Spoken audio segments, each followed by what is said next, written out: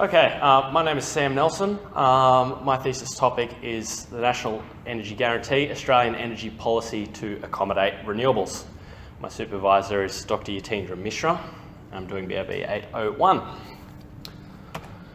So, I've got a lot to talk about, so I'll be moving through stuff pretty quickly. But the general scheme of things, I'm going to give a quick sort of literature review of what's going on at the moment, because the NEG is a very new and emerging topic.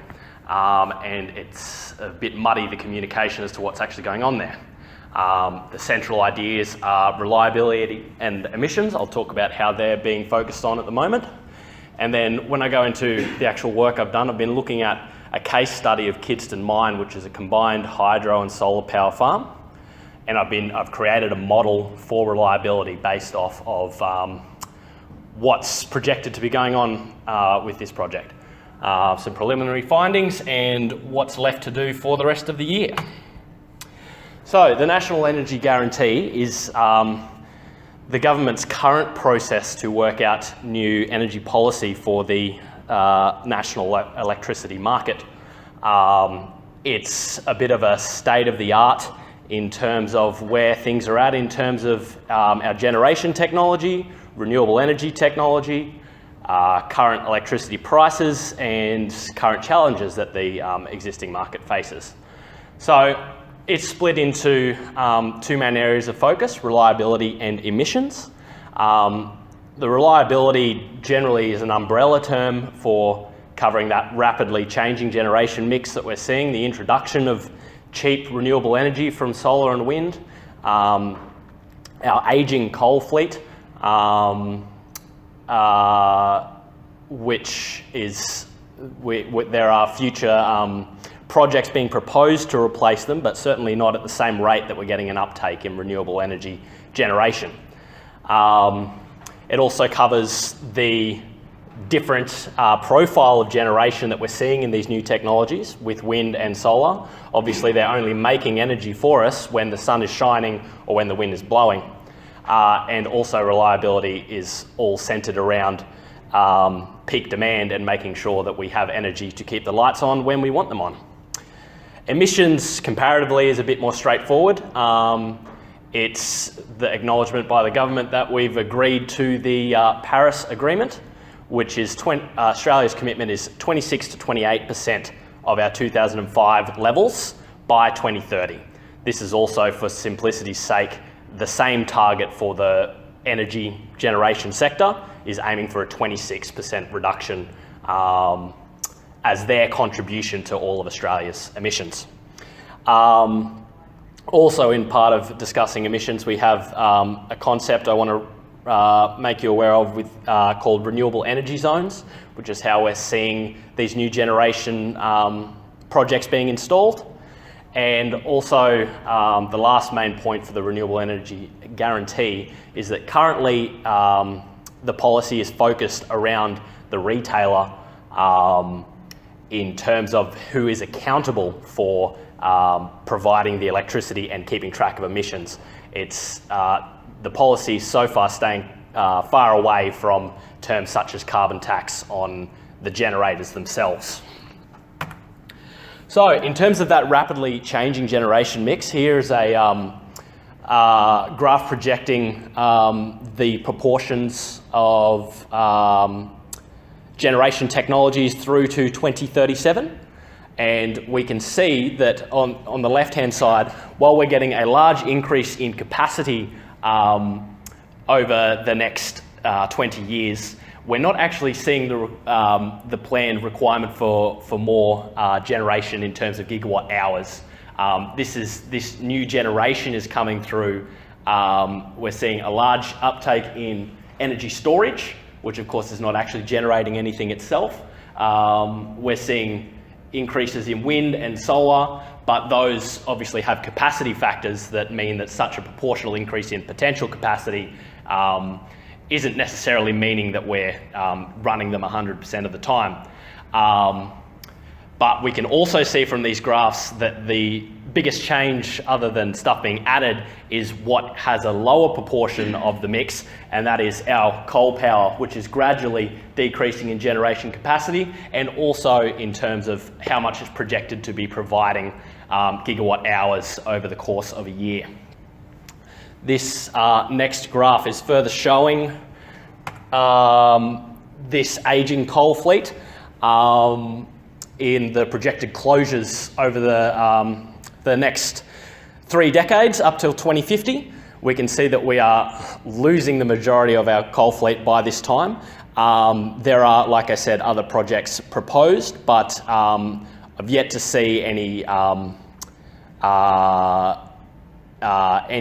major evidence that all of this will be being replaced by coal generation. It's very much a shaky time for consumer confidence in new coal projects, which has a lot to do with the rapidly falling price of renewable energies such as wind and solar.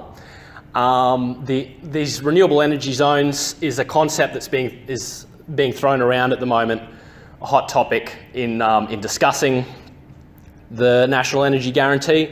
What we're expecting to happen with the shift away from coal and the shift to new generation is transmission lines need to be built to these new areas of generation. And if we're having the majority of generation sources shifting to renewable energies, it makes sense to focus where those generation facilities are, so that the transmission infrastructure can be optimised. So a renewable energy zone is an area containing high resource potential across a number of technologies. For example, having a good mix of solar, wind and hydro capacity, at least in the potential in terms of weather patterns, geographic location, proximity to existing loads, and generally what sort of strategic location the area is in. We can see a couple of major ones of interest to me at the moment is the New England region, where there's already a lot of existing wind and solar going up. We have up inland from Townsville and Cairns, another big area, which is where this Kidston mine is that I'll be talking about. And AMO is currently undergoing an integrated system plan to try and prioritise which of these renewable energy zones offer the most potential. But all up, they're predicting 30 gigawatts of large-scale PV and wind by 2037, which we could see in the graph on the left. We can see that large capacity being added by 2037. So that's the current state of things. We've got a National Energy Guarantee somewhere along the way, hopefully this year. We've got AMO releasing the ISP hopefully this month. In the meantime, my thesis is sort of moving parallel to these, and we've focused on the following keystones for the research problem. How can the power system reliability and security be guaranteed in the advent of a rapidly changing generation mix? Should this be incentivised through a retailer-centric regulation, or are there other options which might be more effective, read cheaper? What quantifiers and modelling can be considered in order to deliver these changes at least cost? And if business as usual will deliver the emissions reduction of the Paris Agreement without any effort, should more ambitious targets for emissions and renewable proportions be set for 2030 and beyond? But in terms of how the progress with the thesis so far, I've been mostly looking at the reliability aspect, not the emissions. And first, in order to do that, I had to come up with an appropriate definition for reliability, because the National Energy Guarantee does not currently say what it clearly how it's going to track reliability, other than it's going to be very important. They have established that it's different from system security. System security is the realm of technical specification and the system's ability to meet the technical requirements to keep the lights on. For example, response time to faults, or having the connections necessary to provide generators to connect them to where the energy is needed. So it's not the technical specifications, but simply the availability of the generators to have capacity to provide when it is needed by the market and by consumers. Reliability also refers to the difference between baseload and intermittent generation. So for example, a coal power plant, which is on 24 hours a day for almost every day of the year, is a much more reliable source than an intermittent generator such as solar or wind, because they're only available when, like I said, the wind is blowing or the sun is shining. We also need to take into account all the new exciting things that are happening, transitioning to the smart grid, new energy storage, existing energy storage, all while being mindful of current electricity prices, not wanting them to get any higher. The bad press that the electricity grid is seeing at the moment in terms of gold plating its infrastructure, as well as also the question with reliability, how to regulate this concept, and once we have an idea of one. So I've had to come up with my own concept, my own numerical values for this reliability rating, and I've done so by looking at the Kidston Mine, which is a new project by Genex Power up northwest of Townsville. It's a 250 megawatt hydro dam that's recycled from a discontinued gold mine, and next to the hydro dam, they're installing in total 320 megawatts of solar panels. 50 megawatts are already up and running, 270 are on the way. The hydro dam has a capacity of 2,000 megawatt hours. This is my model for the dam, and we can see that it comprises of three parts. We've got the generator models, how the generator plant interacts with the national electricity market, and a potential for a regulating body to come in and monitor this and see how effective the generators are at providing reliable power. So we'll step through these. First, we're looking at the generator models. The solar plant was modelled using the System Advisor model, which is an open source software from the US government that can predict the output, simulate the output of a solar plant according to specifications such as weather in the area, the technical details of the solar panels, nameplate rating of them, how they're orientated, what losses they can expect, the cost of the project, estimating what the levelized cost of the electricity can be for the solar panels based on various factors. So we can see from that 320 megawatts, this is the projected output of energy for a year based off weather data from a nearby weather station from BOM, and a levelized cost of energy of 4.13 cents per kilowatt hours, or $41 per megawatt. These are the models of the solar farm and the hydro plant in MATLAB. They're very simplistic, running at hourly time intervals for over a year. So the solar data from the System Advisor model is imported from a CSV sheet.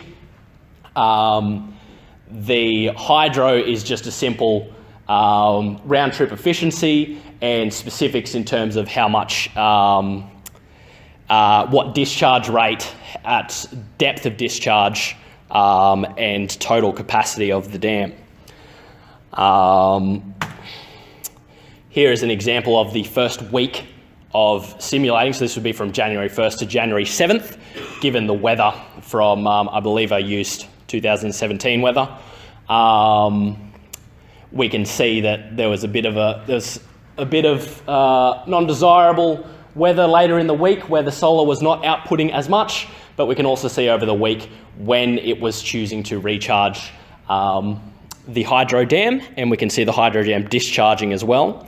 The decision process for deciding when to charge the hydro and when to sell directly to the market is governed by this aspect of the model. This uses AEMO spot price data. I grabbed the Queensland 2017 data in terms of the spot price for megawatts. All this logic and keeping track of things is based on a new type of swap contract model, which is similar to existing models in terms of how energy is traded on the stock exchange, in that generators or retailers can lock in certain amounts of electricity for what they're accountable for by agreeing to swap contracts where at a certain price they're guaranteed a certain amount of energy. In this case, what happens is there's an agreed amount, which I've got entered at $100 per megawatt. If it is less than the swap price, the solar panels will transfer their energy direct to the hydro. But if there's if the spot price bounces higher than the spot price bounces higher than the swap price, then the solar is open to selling directly to the national energy market to make the most of those higher prices. Now, one weakness of the model so far is that the hydro storage and when the hydro decides to sell is very dumb. It just waits until the solar has stopped generating and sells instantly. But we can see that we have the spot price and different times that the solar and hydro are providing to the national energy market, electricity market. And wrapping up the reliability quotient, this is where the regulators could potentially keep track of how well the generators are providing to meet demand. So here we can set a price that we're interested in staying below, such as $200 per megawatt, and the reliability quotient keeps track of, provides an output of how often the generators are providing or meeting that demand in times of high demand. So this figure at the moment, 65%, is the solar on its own without the hydro. It meets the $200 price 65% of the time. But if we incorporate the hydro as well, that increases to 88.5% of the time that the energy is available, and putting downward pressure on the spot price by selling electricity. We can see here what the solar looks like when it's selling on its own. It just sells everything it's got during the day, and it's missing these spikes in the afternoon of peak demand when everybody gets home. But with some amount of intelligent deciding when to store and when to sell, we can see that combined, most of these are being met, that the generators are providing at times of peak prices rather than being unavailable. So that's what the model does. Reliability measurable and also configurable. You can decide what goals you want to meet. It can be done by the generator or the retailer, that should say. It's open to whoever wants to trade on the free market, and allows regulation while preserving market forces in finding the cheapest ways to meet certain regulation. Future tasks make the model better, make it smarter in terms of when it tries to sell electricity, and further along for the rest of the year, expanding to the rest of the National Energy Guarantee, including emissions quotient, looking at different types of generators such as coal and wind, and identifying those best regions for which new infrastructure should be installed. Time for some questions. Thank you.